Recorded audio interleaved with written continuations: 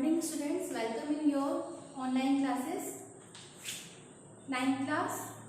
आज सामाजिक अध्ययन पढ़ेंगे, सामाजिक विज्ञान। आपके सामाजिक विज्ञान में 4 बुकें हैं, जिसमें से आज आपको मैं हिस्ट्री चैप्टर 1 पढ़ा रही हूँ। इतिहास का चैप्टर 1 1857 की क्रांति। आपको पता है इतिहास में बहुत सारी ऐसी क्रांतियाँ हुई हैं जो इतिहास को हमें जानने के लिए मजबूर करती है कि इतिहास में ऐसा क्या क्या हुआ है।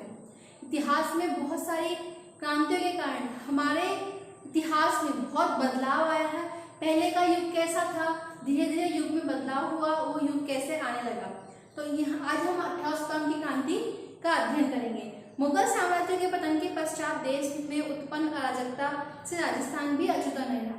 कि यहाँ पे हमारे अंग्रेजों के आने के पहले हमारे यहाँ पे मुगल साम्राज्य था, कि देश में हमारे राजस्थान भी, देश में जो बदलाव हुए हैं भारत में, उससे जुड़े हुए हमारे राजस्थान में बहुत सारे बदलाव हुए, जिससे वो हमें यहाँ पे उसको हम बदल नहीं सकते। औरंगजेब की मृत्यु से उत्पन्न शक्ति एक बार ही तो मराठों ने भर दिया। मराठों ने दक्षिण में प्रभुत्व स्थापित करने के पश्चात मालवा और गुजरात में अपना प्रभाव स्थापित कर लिया था। अतः उनके लिए राजस्थान में प्रवेश करना सहज हो गया था, कि मालवाओं और गुजरात में उन्होंने अपना आधिपत्य स्थापित कर लिया। उसके बाद उनका राजस्थान में आना एक तरह से बहुत नॉर्मल हो गया, सहज हो गया, कि वो आराम से राजस्थान में आ सकते थे। मई 1711 ईस्वी में प्रथम बार मराठों ने मंदसौर के निकट मेवाड़ी क्षेत्र से धन को इकट्ठा किया, और इस घटना से चिंतित जो उदयपुर के महाराणा संग्राम सिंह के पहले जयपुर के शासक जय सिंह और बाद में मुगल बादशाह मोहम्मद शाह से मराठा समस्या के बारे में विचार विमर्श किया गया। 1724 ईस्वी में राजस्थान में मराठा आक्रमणों में और तेजी होती गई। मराठा धीरे धीरे ये चाहते थे कि हम सभी उसके ऊपर अपना कंट्रोल कर लें, पावर स्थापित कर लें, तो उन्होंने धीरे धीरे आक्रमणों में तेजी करना स्टार्ट किया। इसी बीच अप्रैल 1734 ईस्वी में बूंदी के पच्चीस, जो बूंदी से पद में थे, उस शासक बुद्धि सिंह मराठा ने सहायता प्राप्त कर दलेर सिंह को गद्दी से हटा दिया। राजस्थान के किसी शासक द्वारा आंतरिक संघर्ष में मराठों को आमंत्रित करने का ये पहला अवसर था, कि जिसके द्वारा मराठा को यहाँ पे आमंत्रित किया गया। भारत में तो राजस्थान में मराठों का हस्तक्षेप धीरे धीरे बढ़ता ही चला गया। 1735 ईस्वी में मालवा पर अधिकार करने के बाद मराठों को राजस्थान पर आक्रमण करने के लिए एक बहुत सीधा सरल मार्ग मिल गया। राजस्थान में मराठा जो थे, उन्होंने कोटा, मेवाड़, डूंगरपुर, बांसवाड़ा और में घुसपैठ कर वहां से धन पाने के लिए कुछ समय के लिए धन प्राप्त करने के लिए कुछ समय तो वो संतुष्ट रहे, लेकिन शीघ्र ही वो राजाओं को, वहां के सेठ कारों को क्या करने, धीरे धीरे उनको परेशान करके उनको लूटने लगे। उन्होंने राजस्थान के नरेशों, यहाँ के राजाओं को उनको परेशान किया, उनके ऊपर हस्तक्षेप लगाना स्टार्ट किया, और उन्होंने बूंदी, जोधपुर, जयपुर रियासतों को उनका प्रवेश इसी बहाने से होने लगा।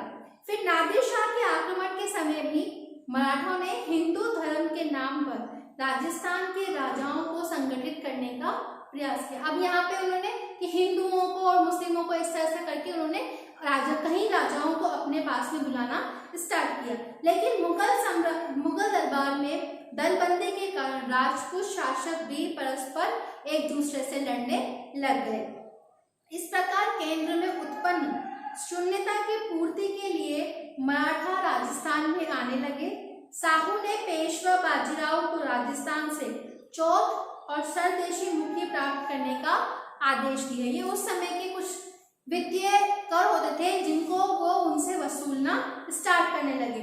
1732 ईस्वी में सवाई जय सिंह, जो मालवा का सूबेदार था, उन्होंने मराठा को घेर लिया। जय सिंह ने पराजय स्वीकार की और 28 परगने मराठों को देने पड़े। अपने में से उनको 28 परगने मराठों को देने पड़े। 1761 से 1791 तक मध्य राजस्थान में राजपूत शासकों की कमजोर स्थिति के कारण विभिन्न राज्यों पर मराठों का आधिपत्य स्थापित हो गया। राजस्थान में बढ़ते मराठा हस्तक्षेप ने जयसिंह और अन्य राजपूत राजाओं की आंखें खोल दी। उन्होंने उनको ये जागरूकता फैलाई कि अगर हम एक दूसरे में लड़ते रहे तो हम अपने सभी क्षेत्रों को खोते चले जाएंगे। मराठों से मुक्ति पाने के लिए धन का सहारा लिया गया, पर जब धन लेने के बाद भी मराठों ने मालवा खाली नहीं किया तो पुनः संगठित शासन प्रयास किए गए। अब धन की बजाय शक्ति के प्रयोग से मराठों को राजस्थान से निकालने का निश्चय किया गया। अतः जुलाई 1734 ईस्वी में जयपुर, जोधपुर, उदयपुर, कोटा, किशनगढ़, नागौर, बीकानेर के मेवाड़ से हुरडा नामक स्थान पर ये सभी लोग एकत्रित हुए और संधि पत्र पर हस्ताक्षर किए गए। इन सभी क्षेत्र के जिलों के राजाओं को मिलकर इन्होंने संधि पत्र पर हस्ताक्षर किया और सभी राजाओं के द्वारा उन पर हस्ताक्षर किए गए।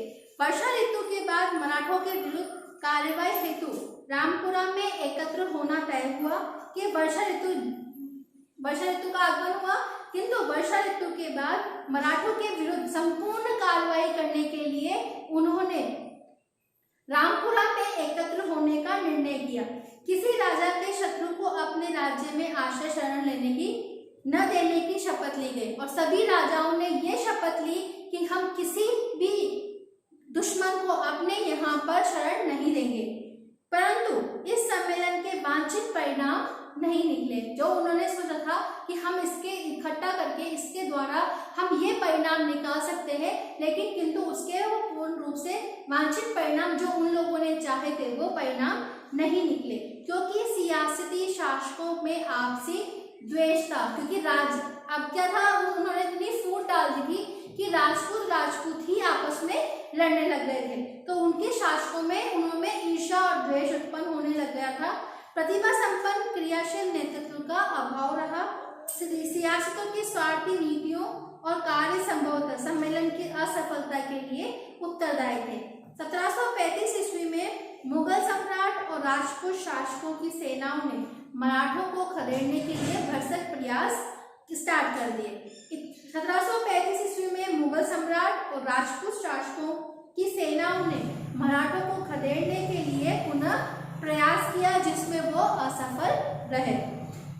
पेशवा अक्टूबर 1735 ईस्वी में उत्तर भारत की यात्रा पर निकले।